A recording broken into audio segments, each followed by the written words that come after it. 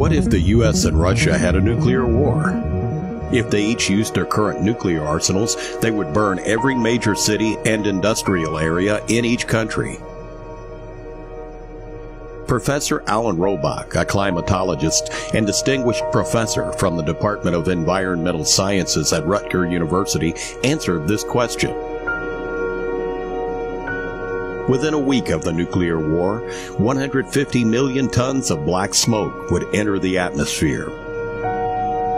It would rise into the stratosphere, covering Earth and lasting for years.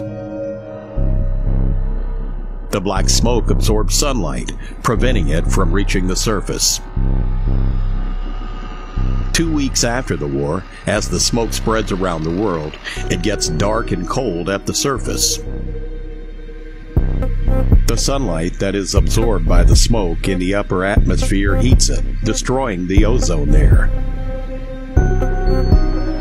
This lets dangerous ultraviolet UV radiation to reach the surface. Even though some of the UV will be absorbed by the smoke, much more gets to the surface.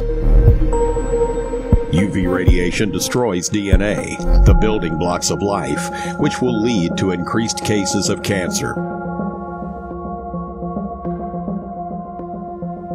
After 2 months, temperatures over all continental land regions plummet below freezing.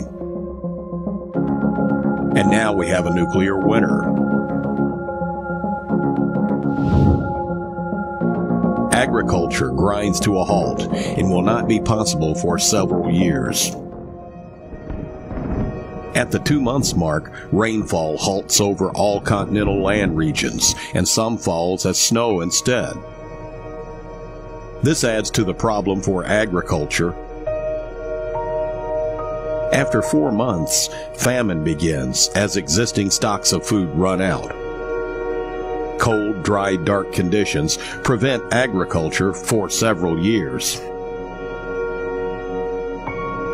After 2 years, most people on Earth have starved to death. A few people on coastlines may survive in a hunter-fisher-gatherer existence, but they have to deal with the cold, dark conditions and the enhanced UV radiation.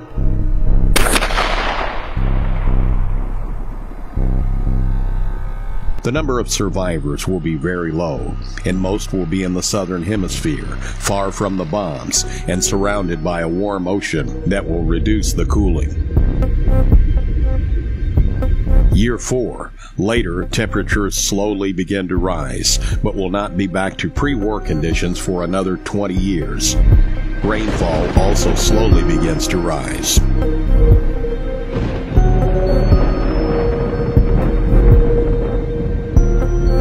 Even 5 years after the war, skin cancer is still on the rise. So is UV damage to plants.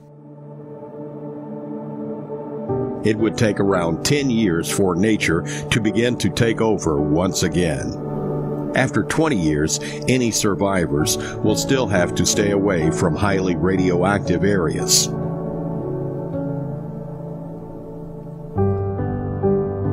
All this can happen with the currently operational 4,000 nuclear weapons in the U.S. and Russian arsenals.